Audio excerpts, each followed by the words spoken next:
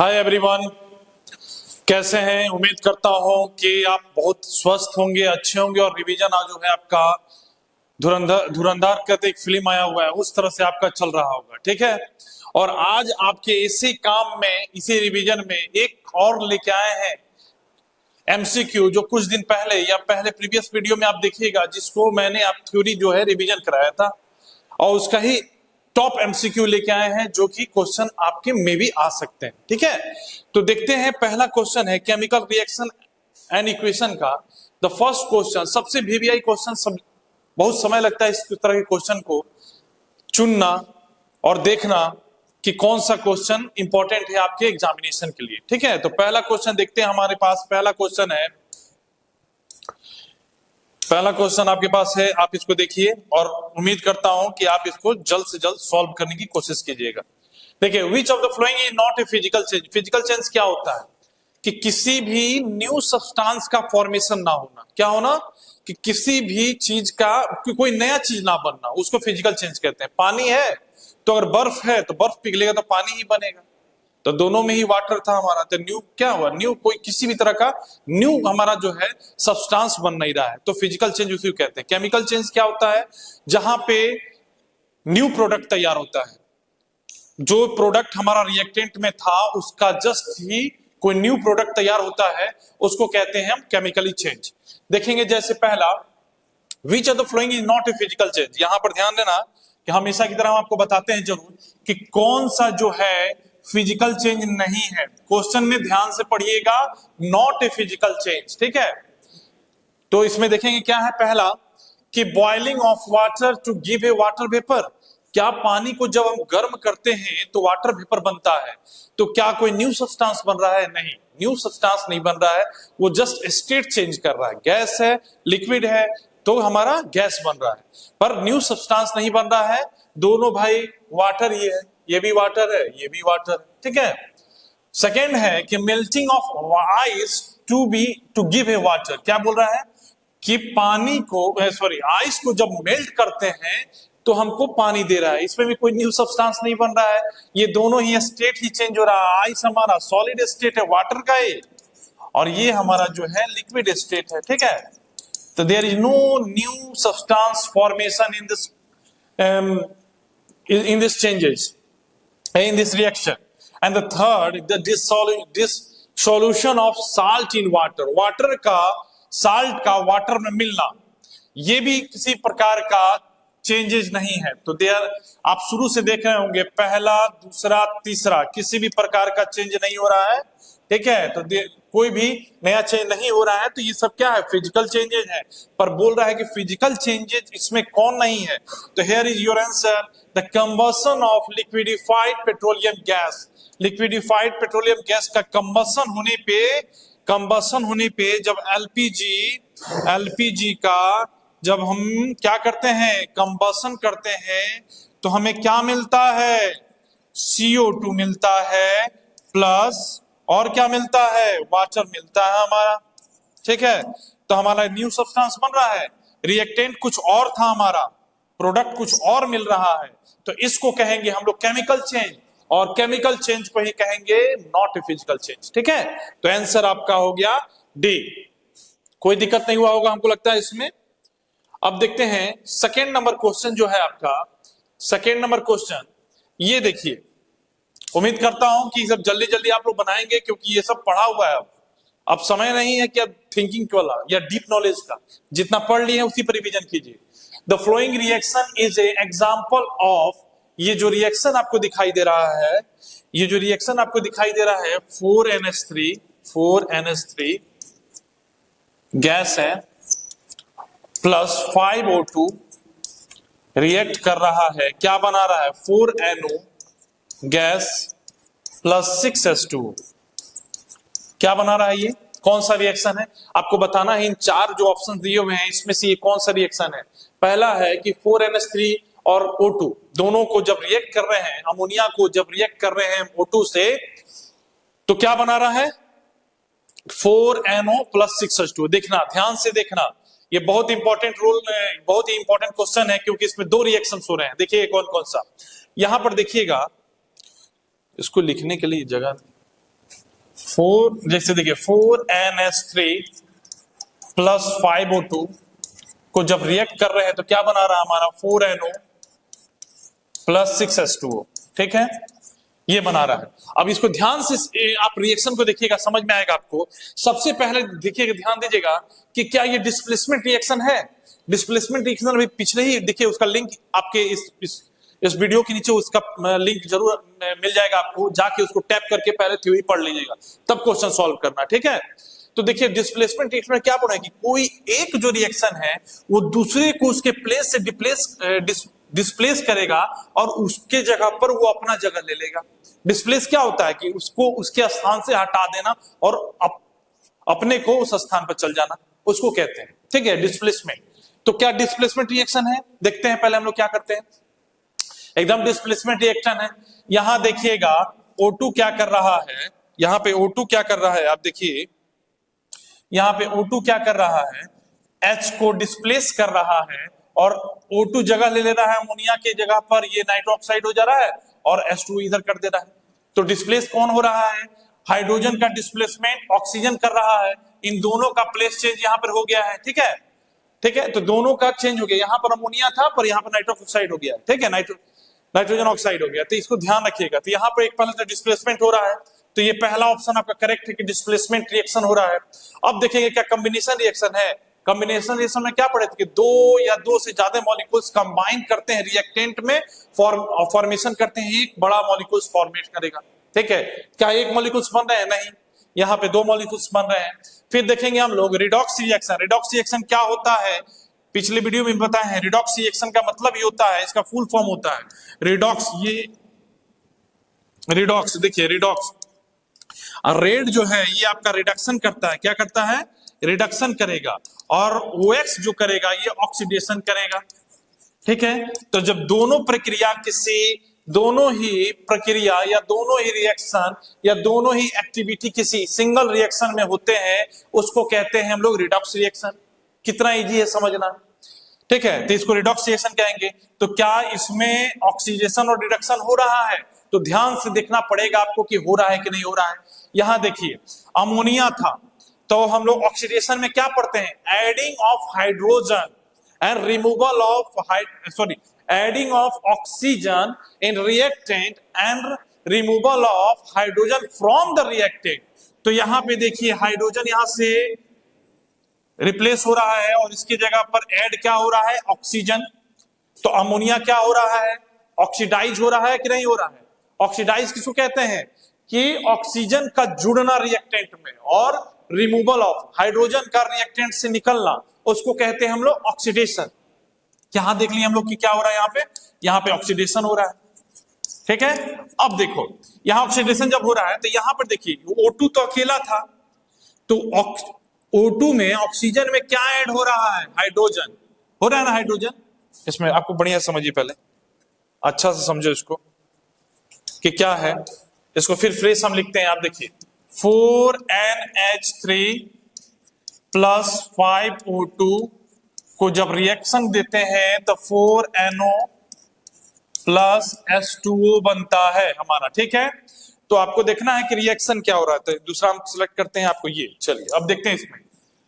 तो H का क्या होता है ऑक्सीडेशन में, adding of oxygen in reactant and removal of hydrogen from reactant.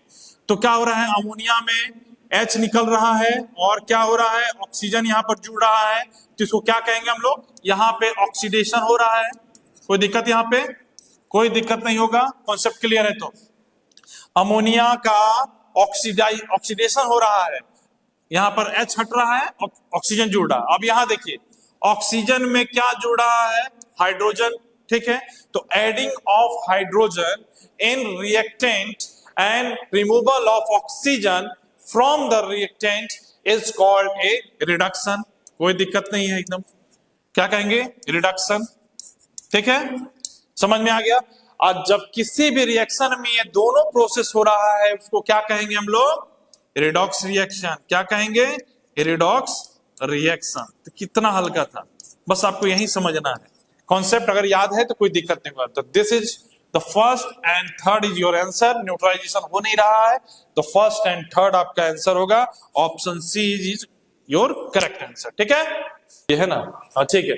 तो which of the following statement about the given reaction is correct, आपको देखना है इसमें। इस तरह के क्वेश्चन में हमेशा ये ध्यान रखना है कि जो भी रिएक्शन होगा उस रिएक्शन को अच्छे से आपको देखना पड़ेगा, क्योंकि नाम ही है केमिकल रिएक्शन इक्वेशन, तो रिएक्शन को ध्यान देखना होगा। पहले देखते हैं इस रिएक्शन को, पहले हम उतारने की कोशिश करते हैं, अगर जगह मिलता है तो हमको, तो जगह नहीं भी है तभी एडजस्ट किया जाता है कि चलिए देखिए इसको हम लोग, यहां देखिए 3Fe, यहां देखो 3Fe, Fe है सॉलिड, रिएक्ट कर रहा है 4H2O से, 4H2O गैस है हमारा, और ये क्या कर रहा है, हीट कर रहा है, तो Fe3O4 सॉलिड है प्लस 4H2। ठीक है, ठीक है, ये बन रहा है। थोड़ा सा एक में रिएक्शन देखना है कि सही है गलत है।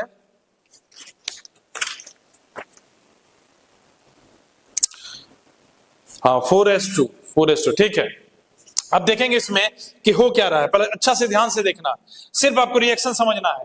फर्स्ट बोल रहा है कि आयरन मेटल गेटिंग ऑक्सीडाइज, अभी ही बताया पहला फर्स्ट इसके सेकंड नंबर में कि ऑक्सीडाइज क्या होता है, adding of hydrogen, adding of oxygen in the reactant and removal of oxygen from the reactant. तो अगर एडिंग हो रहा है तो ऑक्सीडाइज तभी करेगा जब या तो उस आयरन में ऑक्सीजन का जुड़ाव हो। तो देख लेते हैं हम लोग भाई, देखते हैं कहां पे है इसका।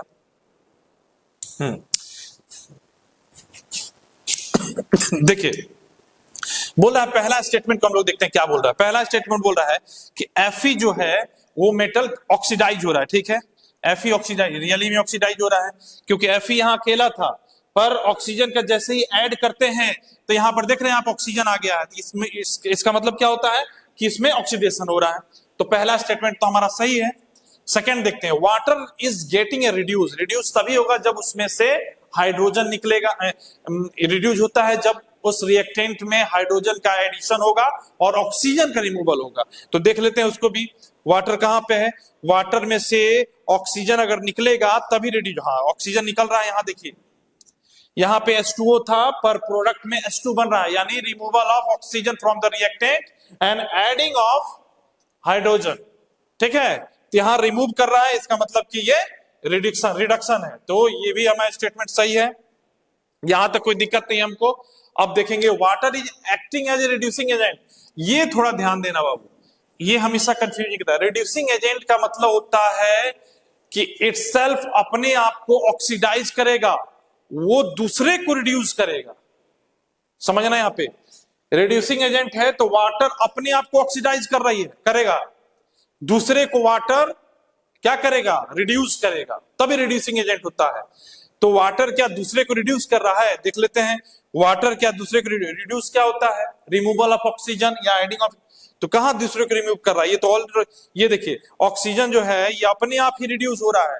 तो रिड्यूस अपने आप, जब सेल्फ, जो चीज सेल्फ रिड्यूस होगा वो रिड्यूसिंग एजेंट नहीं होगा, वो होगा ऑक्सीडाइजिंग एजेंट।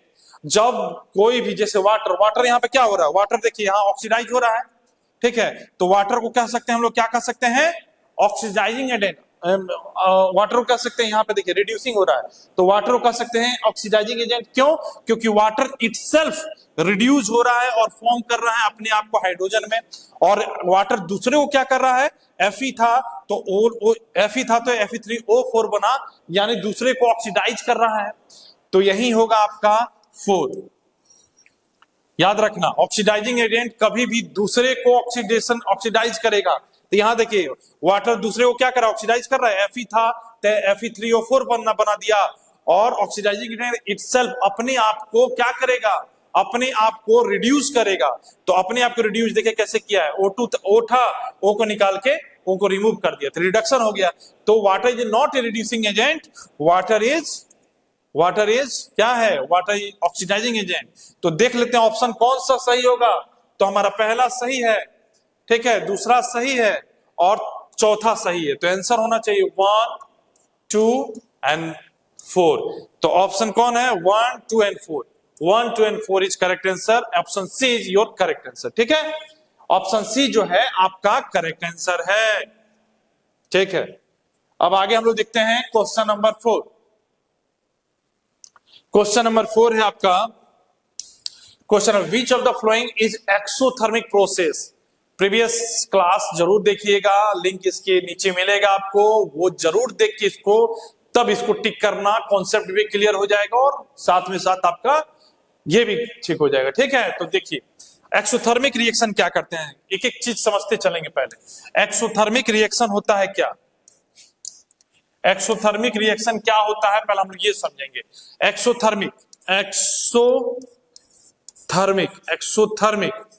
एक्सोथर्मिक रिएक्शन का मतलब होता है कि इस रिएक्शन में हीट जो होगा रिलीज होगा, हीट जो होगा प्रोडक्ट में रिलीज होगा। मानिए दो रिएक्टेंट को मिला के जब प्रोडक्ट नया जो बनेगा वो क्या करेगा? टेम्परेचर बढ़ाएगा, आसपास के सराउंडिंग में टेम्परेचर को इंक्रीज कर देगा, वो रिलीज करेगा टेम्परेचर। तो जो हीट को रिलीज करेगा उसको कहेंगे एक्सोथर्मिक रिएक्शन। एक्सोथर्मिक रिएक्शन कहेंगे। ठीक है, यहां तो कोई दिक्कत नहीं होगा। जैसे कि हमने कोई दो प्रोडक्ट रिएक्टेंट लिए A प्लस B, और जैसे ही इसको रिएक्ट किया जो C बना प्लस उसके साथ हीट होना चाहिए, हीट रिलीज करेगा, तभी इसको बोलेंगे हम लोग एक्सोथर्मिक रिएक्शन। ठीक है, तो इसमें देखिए reaction of water with the quick lime, is it सही?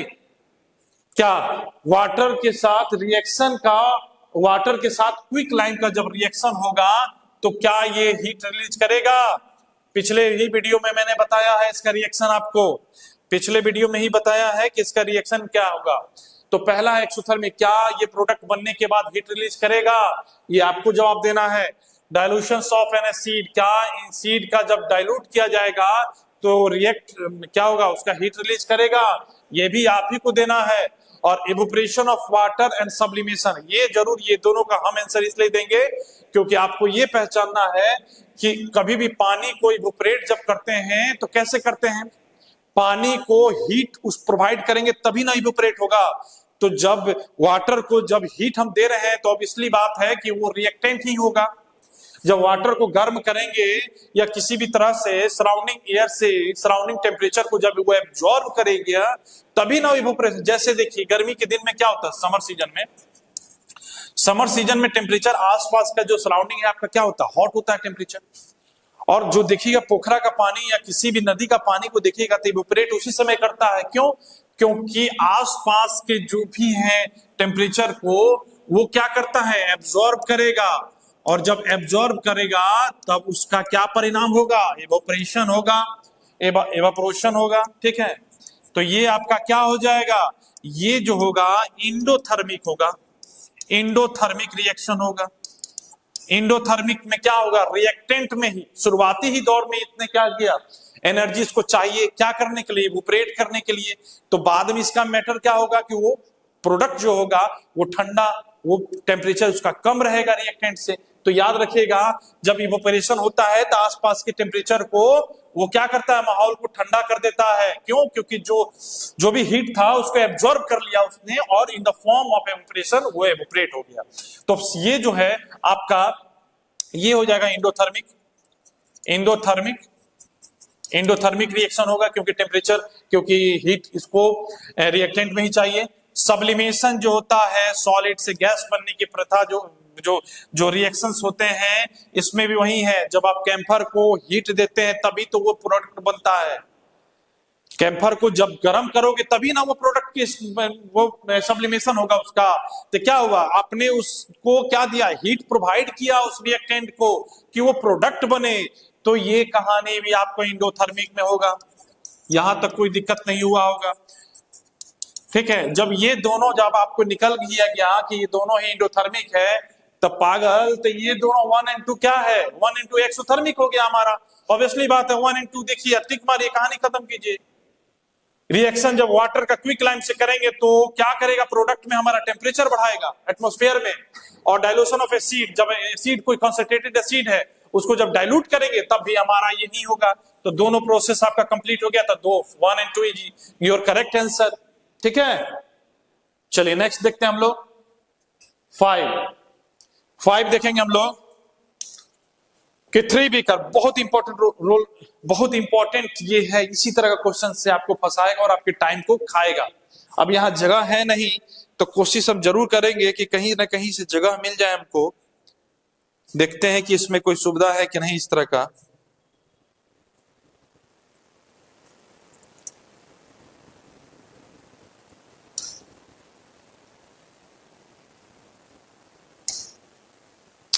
नहीं, इसमें फिर समझाते हैं इसको आपको, देखते हैं। सिंगल यूज करना है, चलिए देखते हैं, आपको समझ में आ जाना चाहिए। 3 बीकर है, 3 बीकर लेवल है द ABC। कौन है?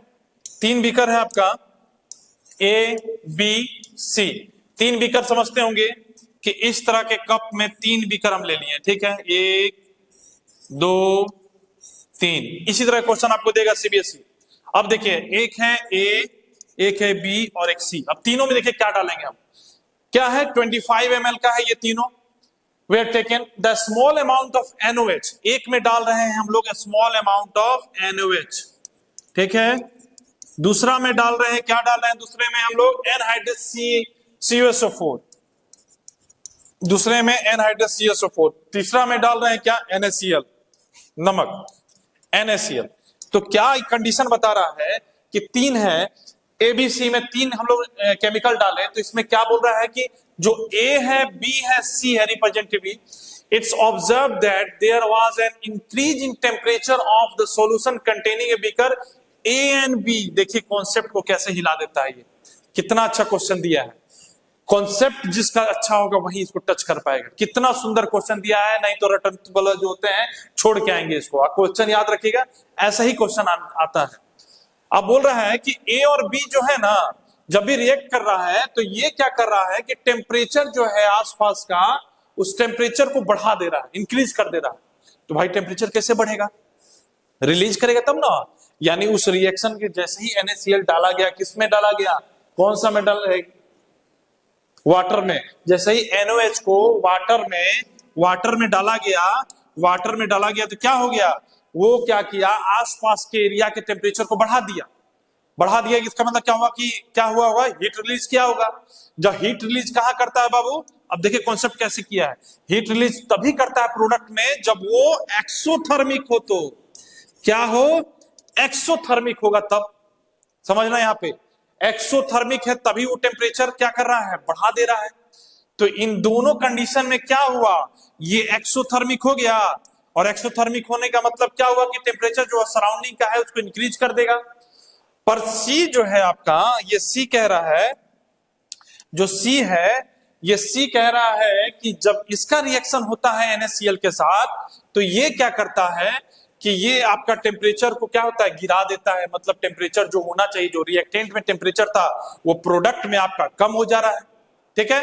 जो रिएक्टेंट में टेम्परेचर था उस समय, और प्रोडक्ट जब बन के हो रहा है उसमें टेम्परेचर थोड़ा डाउन हो जा रहा है। तो डाउन कब होगा? जब वो हीट जो है उसके रिएक्टेंट में ही प्रोवाइड किया गया हो, तो उसको क्या कहेंगे? इंडोथर्मिक। जब रिएक्टेंट में ही हीट को लगा दिया गया हो उसको इंडोथर्मिक। तब टेम्परेचर डाउन होगा, जैसे इवेपोरेशन ऑफ वाटर, ठीक है। और जैसे ही रिलीज होगा, अगर टेम्परेचर बढ़ेगा तो उसको बोलना एक्सोथर्मिक रिएक्शंस, ठीक है। तो यहाँ पे आपको आराम से जो लोग पढ़े होंगे, एक बार में ही जो पढ़ेंगे, in the beaker A and B the exothermic process has been occurred. एकदम सही है, एक्सोथर्मिक में ही टेम्परेचर बढ़ता है प्रोडक्ट में। इन the beaker A and B endothermic नहीं, एकदम गलत है, ये नहीं होगा। इन the beaker exothermic process has the C में एक्सोथर्मिक होता है, गलत है। 4 में in the C the endothermic होगा। तो option 1 and 4 is your correct answer. Absolute, एकदम क्या मतलब इसको कहें कि मजेदार क्वेश्चन है ये। इस तरह के क्वेश्चन बनाने पे बच्चा का पता चलता है, स्टूडेंट का पता चलता है कि कॉन्सेप्ट कैसा पढ़ाई आपने किया है, आपने रटा है कि आपने प्रैक्टिस किया है, कि आपने रियल में मेहनत किया है। इन तरह के बच्चों को अगर ये क्वेश्चन बन जाता है तो समझो कि एक्सोथर्मिक और एंडोथर्मिक का सारा कॉन्सेप्ट उसका क्रिस्टल क्लियर है। चलिए आगे हम लोग देखेंगे क्वेश्चन नंबर 6। क्वेश्चन नंबर 6 में देखिएगा, इन अ डाइल्यूट फेरस सल्फेट, समझना कितना सारा एनसीईआरटी का ही उठाया है। In dilute ferrous sulfate solution was gradually added to be beaker containing a acidified permanganate solution. The light purple color of the solution fade, खत्म हो रहा है। मतलब फेड मतलब होता है कि धुंधला, मानी कोई चीज आप नया खरीद के ला रहे हैं, एक समय के बाद क्या होगा, उसका जो पेंट है या उस चीज का कलर है वो कलर धीरे धीरे डिमिनिश होता है, फेड होता है, खत्म होने लगता है। And the fade and finally disappear, वो जो कलर था पहले थोड़ा कम हुआ, उसके बाद हमें खत्म हो गया वो। विच of the following is the correct explanation of four observation. आपको इस ऑब्जर्वेशन में क्या पता चलता है, क्या KMnO4 is oxidising agent, it oxidises Fe2SO4। Oxidising क्या बोले थे कि ऑक्सीडाइजिंग एजेंट उसी को कहते हैं कि जो दूसरे को ऑक्सीडाइज करेगा। देखो KMnO4 ऑक्सीडाइजिंग एजेंट पर अपने आप को ऑक्सीडाइज नहीं करा, अपने आप को वो रिड्यूस करेगा और ऑक्सीडाइज करेगा FeSO4 को, और जब ऑक्सीडाइज करेगा तब उसका क्या होगा, फेड कलर होना चाहिए। तो बताइए ऑप्शन क्या होगा आपका।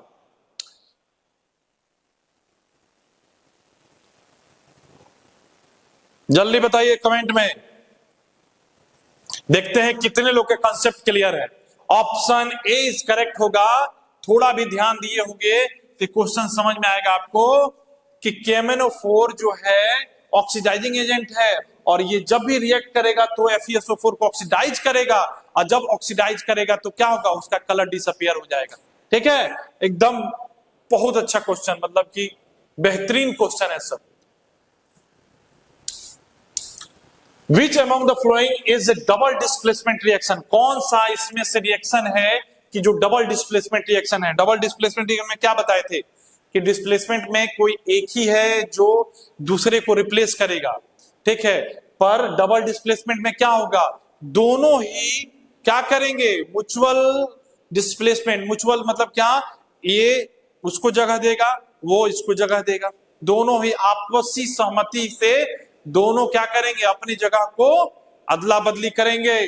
तो जब दो जगह अदला बदली करेगा उसको कहते हैं डबल डिस्प्लेसमेंट। तो आप आंसर बताइए कौन सा होगा इसमें। 1 होगा PbCl, नहीं, इसमें तो ऑलरेडी एक ही है, ये दूसरे को डिस्प्लेसमेंट कर रहा है, तो ये तो आपका हो गया डिस्प्लेसमेंट रिएक्शन हो गया। यहां तक तो कोई दिक्कत है, डिस्प्लेसमेंट रिएक्शन हो गया। NO2SO4 BaCl2 and BaSO4 NN। देखिए एनसीईआरटी का एक ही रिएक्शन को कितना बार घुमा रहा है, हमको पूरा पता है कि यही होगा आपका डबल डिस्प्लेसमेंट, जो लोग पढ़े होंगे। तो देखिए Na2SO4 है, अब ये क्या कर रहा है, SO4 को यहां भेज दे रहा है, और Cl इसका क्या कर रहा है, ये ले रहा है, तो यहाँ पर दो दिख रहे हैं, इसका भी डिस्प्लेसमेंट हो गया, इसका भी डिस्प्लेसमेंट हो गया। तब जब दोनों अपने आपसी सहमति से डिस्प्लेसमेंट हो रहा है, म्यूचुअल इसमें हो रहा है, तो इसको कहेंगे डबल डिस्प्लेसमेंट। क्या कहेंगे इसको कहेंगे डबल डिस्प्लेसमेंट। ठीक है, CHO4 कॉम्बिनेशन में ये आपको हो जाएगा कंबसन हो जाएगा, ये कंबसन रिएक्शन है, ठीक है। और ये C और O2 इसको कहेंगे हम लोग, क्या कहेंगे, इसको कहेंगे हम लोग कॉम्बिनेशन रिएक्शन। ठीक है, सब ऐसे याद करना है कि रिएक्शन देखते ही पता चले कौन सा रिएक्शन है। तो ये सिर्फ एक ही काम से होगा, प्रैक्टिस प्रैक्टिस प्रैक्टिस। तो इसमें ऑप्शन होगा आपका only 2 is your correct answer, double displacement reaction यही होगा। ठीक है, अब आगे देखते हैं क्वेश्चन नंबर 8। क्वेश्चन नंबर 8 क्या बोल रहा है हमारा, विच among the following statement is a true exposure of silver chloride. देखिए कहानी सिल्वर क्लोराइड का ये है कि इसी का यूज करते हैं AgBr या AgCl का यूज करते हैं हम लोग ब्लैक और व्हाइट फोटोग्राफी में। ठीक है, ये सब ध्यान रखना, ये असर्शन रीजन में पूछता है। विच अमंग द फ्लोइंग स्टेटमेंट, हमको याद आ रहा है जब एम्स का सेपरेट एग्जाम होता था उस समय में असर्शन रीजन में सेम, अब तो पता नहीं कि नीट में असर्शन रीजन देता है कि नहीं देता है। पहले जब एम्स में का एक बार पेपर हम दिए थे तो देखे थे असर्शन रीजन में, याद आ रहा हमको कि AgBr करके या फोटोग्राफी का कुछ ऐसे ही सिल्वर क्लोराइड का क्वेश्चन पूछा था हम लोग से। तो देखिए यहाँ पे, तो which among the following statement is an to exposure silver chloride को जब एक्सपोज करते हैं, खुले में जब छोड़ देते हैं, सनलाइट के एक्सपोज में जब वो जाता है, तो लॉन्ग ड्यूरेशन के बाद उसका जो कलर है वो ग्रे हो जाता है। तो भाई उसका कारण क्या है? कारण क्या है? देखिए कितना अच्छा क्वेश्चन पूछ रहा है, कॉन्सेप्ट हिला दे रहा है आपका कि कारण क्या है, क्या कारण हो सकता है, क्या कारण हो सकता है जब हम रिएक्ट करते हैं किससे, AgCl2 का, AgCl2 का रिएक्ट जब करेंगे एक्सपोजर ऑफ सनलाइट, किससे करेंगे, सनलाइट से करेंगे, तो सनलाइट से क्या बनेगा, Ag बनेगा प्लस Cl2 बनेगा, 2Ag बना, ये रिएक्शन हमारा बनकर तैयार हो गया। और इसको क्या कहेंगे, हम पढ़े होंगे AgCl में, तो ये सनलाइट की रिएक्शन पे किससे करता है, sunlight exposure of silver chloride किस पे, सनलाइट लॉन्ग, ये हमारा बन के तैयार होगा। समझ गए? तो ये कौन सा हमारा रिएक्शन हो जाएगा, डिस्प्लेसमेंट में कौन सा, ये डिस्प्लेसमेंट नहीं होगा हमारा, पीटी फोटोलाइटिक रिएक्शन हो जाएगा हमारा। तो formation of silver by decomposition, हाँ डिकम्पोजिशन में हम लोगों ने पढ़ा था कि डिकम्पोजिशन रिएक्शन में क्या होता है, डिकम्पोजिशन रिएक्शन में क्या होता है, किसी एक बड़े कंपाउंड को जब तोड़ते हैं, ठीक है, तो AgCl2 जैसे ही टूट रहा है तो 2Ag और Cl में बन रहा है। और डिकम्पोजिशन में 3 रिएक्शन पढ़े थे हम लोग, photolytic, electrolytic and thermal process, thermal reaction. ये 3 प्रोसेस याद रखिएगा, जिसको हमने बताया भी था आपको, पीटी पेट। तो फोटोलाइटिक कब होगा, जब लाइट, सनलाइट के प्रेजेंस में किसी तरह का रिएक्शन होता है और डिकम्पोज होता है, उसको कहेंगे फोटोलाइटिक रिएक्शन। और यहां देखिए सनलाइट के प्रेजेंस में जब सिल्वर क्लोराइड को एक्सपोज किया जाता है तो उसका कलर चेंज हो रहा है और सिल्वर बना रहा है। तो पहला ही ऑप्शन आपका करेक्ट होगा, the formation of silver by the decomposition of silver chloride. And और देख लेते हैं, और कोई है क्या इसमें, और कोई नहीं होगा, the first is your correct answer. ज्यादा दिमाग ही नहीं लगाना है, ठीक है, सब्लिमेशन होगा नहीं, गैस थोड़ी बना रहे हैं उसको। Decomposition of the chlorine gas from the silver chloride, नहीं, ऑक्सीडेशन ऑफ सिल्वर के ऑक्सीडेशन हो ही नहीं रहा उसका, ठीक है। तो option 1 is your correct answer. बस सब जो पढ़े हैं उसी से क्वेश्चन पूछेगा, कहीं विदेश से क्वेश्चन नहीं आता है कि अमेरिका वाला क्वेश्चन सेट करेगा आपका। बस कॉन्सेप्ट क्लियर रहना चाहिए आपको। आपको लगती है कि पतली किताब है, पतली किताब नहीं, वो पतली ही किताब ही बहुत खतरनाक है, आपका पूरा दिमाग हिला के रखेगा, दिमाग हिला देगा। ये 9th क्वेश्चन को नहीं देखना आपको, ये क्वेश्चन थोड़ा सा आउट ऑफ है, इस क्वेश्चन को मत देखिएगा।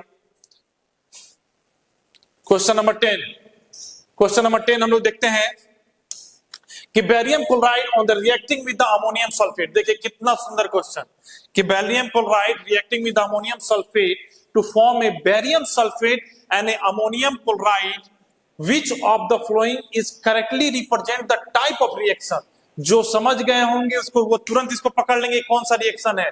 बाबू इसमें बड़ा बड़ा नाम बोला है तो इसी से पता लो, barium chloride and reacting with ammonium sulphate, 2 बड़ा बड़ा कंपाउंड है।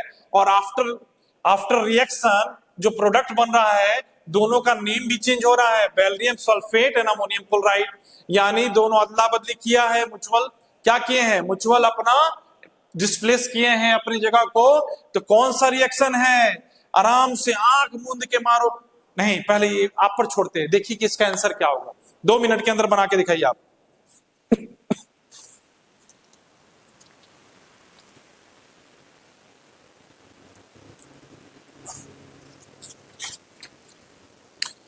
चलिए आंसर आ गया होगा। देखिए इस रिएक्शन को जो लोग लिखे, जिसको पता है कि बैरियम क्लोराइड क्या होता है, अगर वो समझते हैं तो वो सबसे ध्यान दीजिएगा।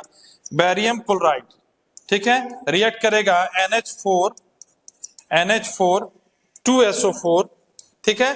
रिएक्ट करने के बाद क्या बनाएगा, बैरियम सल्फेट।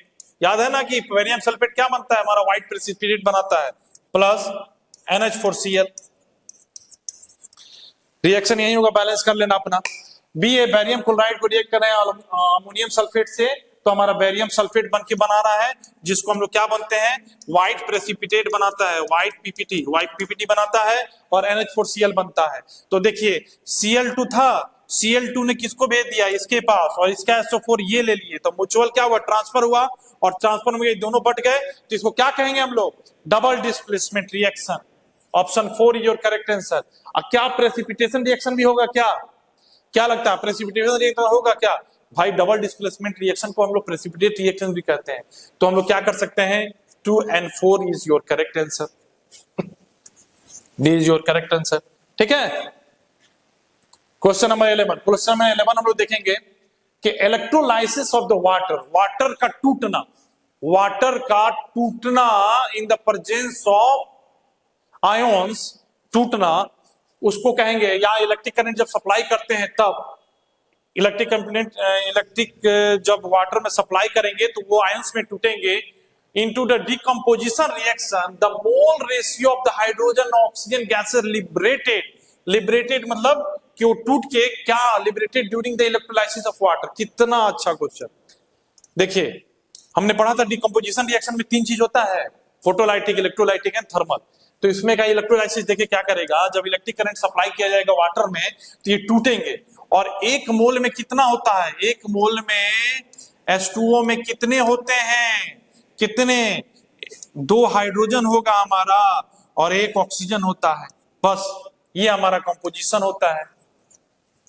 कितना हुआ, H2O लिखते हैं हम लोग, तो H2O में 2 है, 2 हाइड्रोजन है और 1 ऑक्सीजन है, तो रेशियो क्या लिख सकते हैं हाइड्रोजन ऑक्सीजन का, हाइड्रोजन और ऑक्सीजन के रेशियो क्या लिखेंगे, 2:1 लिख सकते हैं।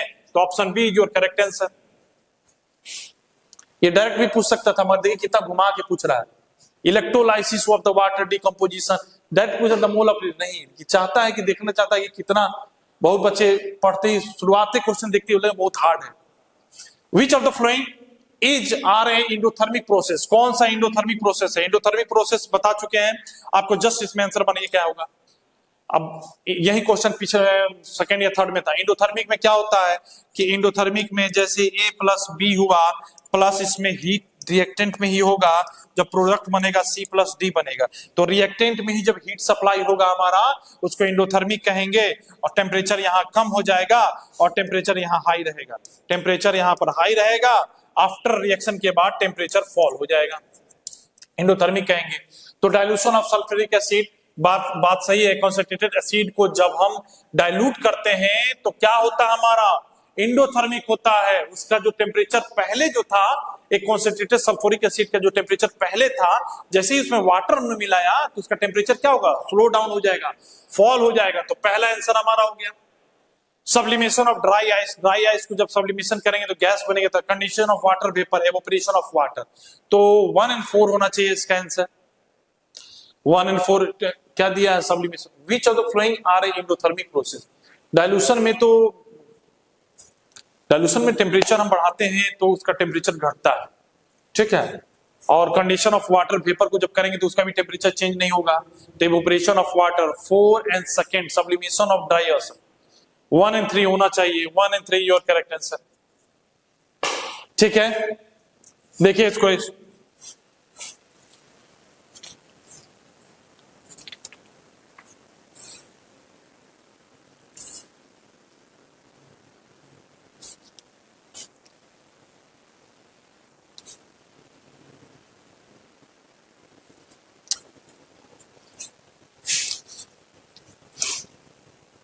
1 minute. Which of the following is the endothermic process. Dilution of sulphuric acid को जब हम करते हैं तो एक्सोथर्मिक होता है। क्यों होता है, थोड़ा सा मिस्टेक हो गया अभी, कि जब भी हम किसी भी कॉन्सेंट्रेटेड एसिड को जब हम उसको वाटर डालेंगे तो वाटर डालते हैं तो क्या होता है, टेम्परेचर जो हीट होता है वो रिलीज करता है, वो हीट रिलीज करेगा तो उसका टेम्परेचर क्या होगा, घटेगा। तो ये पहला तो होगा एक्सोथर्मिक होगा। सब्लिमेशन ऑफ ड्राई आइस, जब ड्राई आइस को हम सब्लिमेशन में जब गैस बनेगा तब ये हमारा जो होगा ये इंडोथर्मिक होगा। क्यों होगा, क्योंकि इस सब्लिमेशन प्रोसेस में ही तो हीट हमने दिया है। जैसे सब्लिमेशन ऑफ कैम्फर होता है तो जब उस कैम्फर को हमने हीट प्रोवाइड किया रिएक्टेंट में ही, तभी तो है वो प्रोवाइड कर रहा है, इंडोथर्मिक रिएक्शन होगा। तो ये सेकेंड होगा। और कंडेंसेशन ऑफ वाटर वेपर ये भी हमारा एक्सोथर्मिक होगा। और पिछले ही अभी थर्ड या फोर्थ क्वेश्चन में हमने बनाया है कि इवेपोरेशन जो वाटर होता है, वाटर इवेपोरेट कब करता है, जब आसपास के जो टेम्परेचर है, हाई टेम्परेचर है, उसको क्या करेगा, एब्जॉर्ब करने के बाद अपने आप को बदलता है। तो 2 and 4 योर करेक्ट आंसर, ठीक है। 2 and 4 your correct answer. Question number 13 देखेंगे। Question number 13, which in the double displacement reaction between the aqueous potassium iodide and aqueous lead nitrate and the yellow precipitate lead iodide। देखिए, अगर पिछला video अगर देखे होंगे जो लोग नहीं देखे वो देख लीजिएगा। लेड आयोसीट में पहले हम बताए थे कि इसी सबसे क्वेश्चन पूछता है कि कौन सा कलर होता है, तो ये याद रखिएगा, येलो होता है। ये सब ध्यान रखना है, ये डबल डिस्प्लेसमेंट का ही क्वेश्चन है। While performing the lead nitrate not available, which of the following can be used in the place of lead nitrate? याद रखिएगा, इसके जगह पर हम लोग क्या यूज करेंगे, लेड एसीटेट। बस इसमें बस यही माने, एनसीईआरटी में इसका एक लाइन दिया हुआ है, बस lead acetate. Question number 14, which of the following is gases can be used for the storage of fresh sample of oil in the long time? जो भी चिप्स खाते हैं या जो भी जितने भी बाहर से सामान आते हैं या जो भी हमारा क्या कहते हैं, जो भी मस्टर्ड ऑयल हमारे पाउच वाला होता है या जो हम लोग मस्टर्ड ऑयल जो दुकान में मिलता है उसको यूज करते हैं, तो उसकी आपने देखी होगी लाइफ बहुत लंबी होती है। लिखा रहता है कि 2027 में एक्सपायर होगा या 2026 में। क्यों? पर घर का जो तेल है वो ज्यादा इसका लाइफ नहीं रहता है। कारण है उसका कि उसमें उसको प्रोटेक्ट करते हैं पहले ऑक्सीडेशन से, उसके बाद उसके सेल्फ लाइफ को बढ़ाने के लिए एक स्पेशल गैस डाला जाता है। दो तरह की गैस होते हैं, एक होता है हीलियम एंड एक होता है नाइट्रोजन। ठीक है, नाइट्रोजन। हीलियम थोड़ा कॉस्टली मिलता है तो इसका बहुत कम ही यूज करते हैं हम लोग। और जो नाइट्रोजन है ये लेस रिएक्टिव होते हैं, इसीलिए इसका यूज करते हैं कि जल्दी ये चीज वो जो सामान या जो भी ऑयल होता है उसको खराब होने से बचाता है लंबे समय तक। तो याद रखिएगा, जनरली हम लोग क्या देखने होता है, नाइट्रोजन ही यूज होता है। हीलियम थोड़ा कॉस्टली मिलता है, इसका भी यूज होता है, पर हमने जहां तक देखा है कि नाइट्रोजन का ज्यादा यूज होता है क्योंकि ये इजिली अवेलेबल है, लेस रिएक्टिव है। तो option D is your correct answer. ठीक है, एंड क्वेश्चन नंबर 15 में देखेंगे कि the flowing reaction is used for the preparation of oxygen gas in a laboratory. देखिए, बहुत लोग इसका रिएक्शन ही देख के समझ गया होगा कि इसका आंसर क्या होगा। 2KClO3 को जब हीट दे रहे हैं, देखिए यहां डायरेक्ट आपको बता दिया है, जो लोग समझदार है वो समझ गए होंगे कि 2KClO3 प्लस हीट, देख रहे हैं रिएक्टेंट में हीट दे दिया है। इसका मतलब क्या हो गया? इसका मतलब यही हुआ ना कि एंडोथर्मिक हो गया, ये कि रिएक्टेंट में जब हीट सप्लाई हो रहा था एंडोथर्मिक हो गया हमारा रिएक्शन। आगे सोचने का कोई जरूरी नहीं है। 2KCl प्लस 3O2 निकाल रहा है।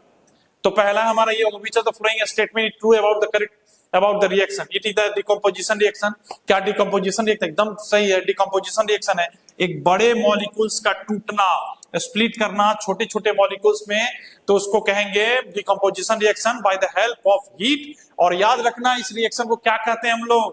पीईटी में फोटोलाइटिक कहेंगे, इलेक्ट्रोलाइटिक कहेंगे नहीं, थर्मल इसको कहेंगे। ये थर्मल है, हीट सप्लाई हो रहा है, तो it is decomposition reaction and endothermic in nature. Option A is correct. बिना कुछ सोचे समझे बस पहला टिक देखिए, और नीचे देखने का हमारा लगता है कोई दिक्कत देखने का जरूरत ही नहीं है। कॉम्बिनेशन रिएक्शन है नहीं, वहां दो मॉलिक्यूल्स मिलते हैं। डिकम्पोजिशन रिएक्शन भी accompanied by the release of heat. Release of heat क्या होता है? एक्सोथर्मिक होता है। जो समझते होंगे समझ गए, रिलीज ऑफ हीट एक्सोथर्मिक होता है। It is the photochemical process. नहीं, फोटोकेमिकल है ही नहीं, यहाँ सप्लाई हो रहा है हीट का। सनलाइट थोड़ी है कि फोटोकेमिकल होगा। तो सिंपली याद रखिएगा, किसी बड़े मॉलिक्यूल्स का टूटना 2 या 3 मॉलिक्यूल्स में by the help of heat. और याद रखना decomposition reaction is also a endothermic reaction, क्योंकि रिएक्टेंट में वहां पे हीट यूज होता है।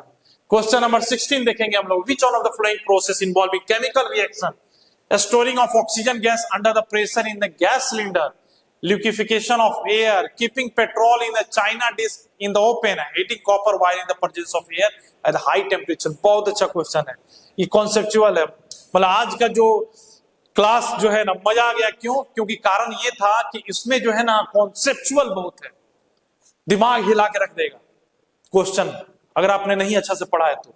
वो रटंत विद्या नहीं है कि आए रट के आए जय बजरंग बली, 4 मुंह में हाथ लगाए, जो कट गया उसमें ABC मार दिया। नहीं बाबू, अब वो सिस्टम गया है, वो सोच रहे हैं तो अब कहीं पास नहीं हो पाएगा।